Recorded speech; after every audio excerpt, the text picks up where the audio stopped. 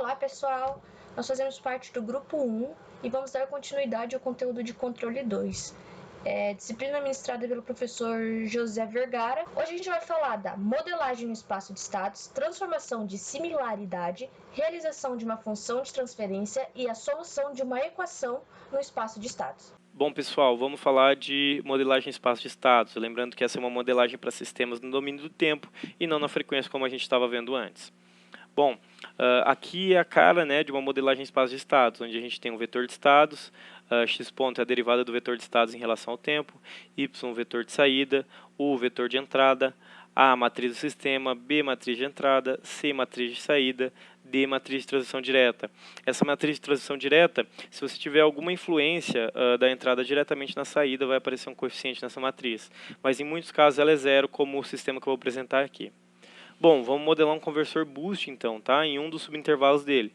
Então, a gente vai ficar com essa chave aberta, então, né, como se você não tivesse ela aqui. O diodo vai estar diretamente polarizado, então a gente vai ficar com um indutor, um capacitor, um resistor e a fonte aqui, tá?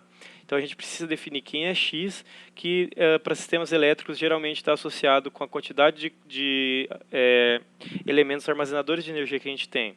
Então, aqui a gente escolheu o tensão em cima do capacitor e a corrente no indutor, tá? Então aqui o vetor de derivada deles, né, seria o x ponto.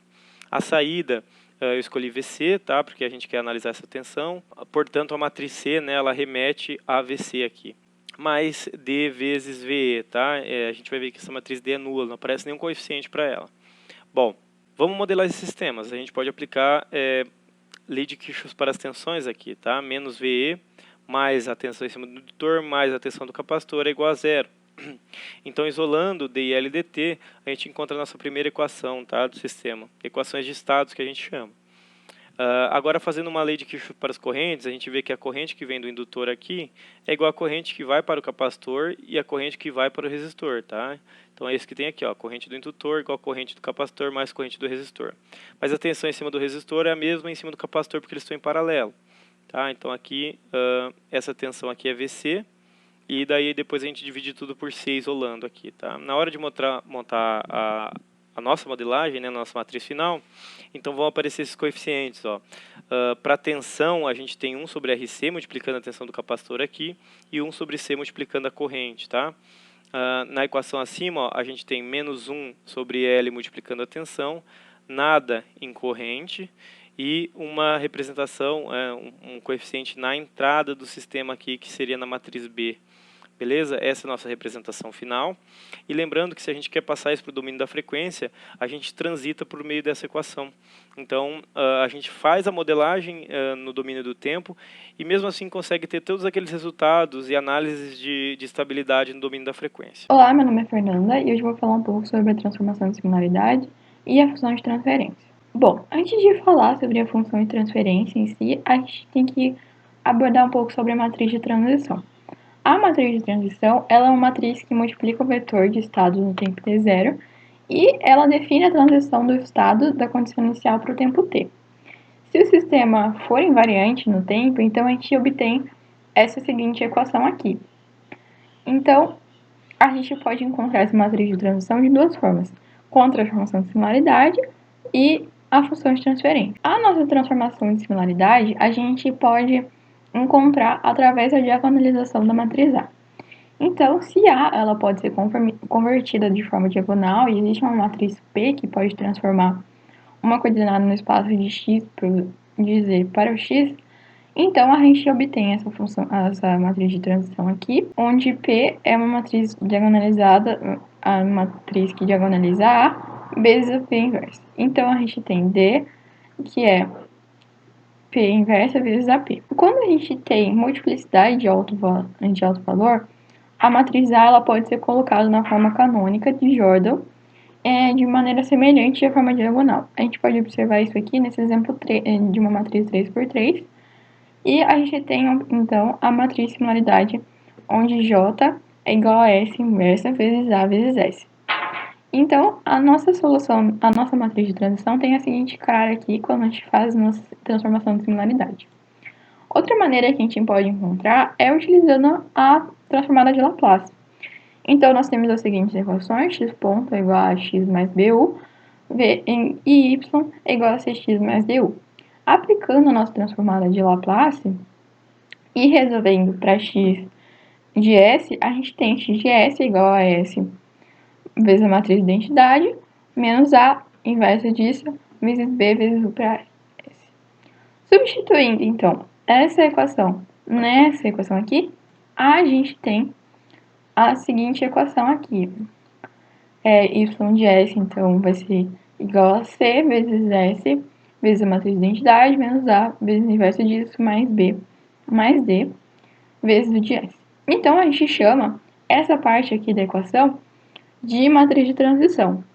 E ainda, se a gente tem que o de S e Y de S são escalar, a gente pode obter a seguinte função de transferência.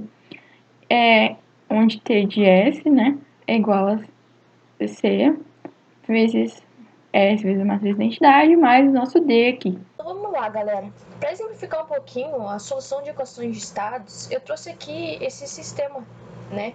Que eu vou resolver ele para vocês, para ficar bem fácil e bem visível como ocorre a solução de uma equação de estados, tá bom? Então, primeiramente, para eu definir a minha equação de estados, eu tenho que apresentar ela dessa maneira. Aí eu defino minha equação, minha matriz na T, e aqui eu vou ter duas matrizes, a matriz A e a matriz B. Esse meu x de t aqui, ele é o vetor de estados do sistema.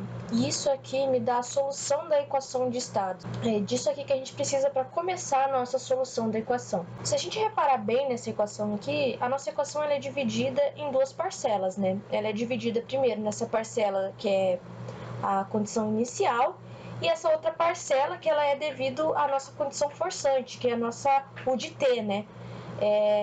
E aqui dá geral, então, a nossa solução da equação de estados, que é o que a gente quer buscar nesse exemplo. Então, sabendo disso aqui, eu já tenho a minha receita de bolo, já tenho as minhas fórmulas para começar a resolver.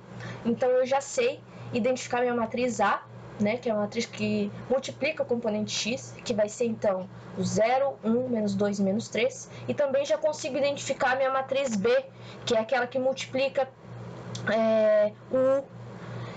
que é o 0 e o 1, beleza? Aqui eu já consegui identificar as duas componentes que eu preciso encontrar, para então achar a solução da equação de estado. Então agora a gente vai ver como definir essa matriz de transição de estados, que é outro termo que eu preciso para começar a solução de equação de estados, que é esse exponencial de A na T. Esse termo, essa matriz, ela vai me dar toda a informação sobre o movimento livre do sistema, ok? Aí beleza. Vamos começar calculando então SI menos A, né? Que vai ser a minha matriz identidade, né? Só codifico no S um S, no S, né? Menos a minha matriz A. Eu fico com isso aqui e agora eu tenho que calcular a inversa dela. Aqui é só manipulação de matriz, tá, gente? Vocês calculam a inversa como vocês bem quiserem. No fim, tem que dar esse resultado aqui. Depois que eu achei a matriz inversa, eu tenho que calcular a transformada inversa de Laplace, tá? Você vai calcular termo a termo a transformada inversa e vai achar essa matriz E de A na T, tá bom? Mas ainda falta um termo, ainda falta esse exponencial de A de T menos tal. Vou ter que fazer tudo isso de novo? Não, calma. Você achou a sua matriz exponencial de A na T. Então, onde tem T, você substitui T menos tal. Então, vamos começar substituindo tudo que a gente tem na nossa equação. Então, a gente já tem a nossa matriz exponencial A de T menos tal. A gente já tem a nossa matriz B, que tá aqui. E a gente também já tem o nosso U. Aí, beleza, né? Aqui eu coloquei a minha matriz A de T menos tal. Exponencial de A menos T menos tal, né? Aí, agora o que eu tenho que fazer? Eu vou multiplicar essa matriz por esse meu termo aqui. Aí agora eu vou integrar isso aqui, aí eu vou obter isso aqui e já vou me aproximando para o fim da solução. Então, aqui colocando a nossa matriz exponencial de A na T, né? E colocando o nosso x1 inicial e x2 inicial, né? Nossos parâmetros iniciais, né? E organizando nossa equação, a gente tem assim a nossa solução da equação de estados representada pelas duas equações, o x1 e o x2 de t. Eu espero que vocês tenham entendido essa parte do conteúdo e as demais partes que meus colegas apresentaram e agradeço por terem assistido até aqui.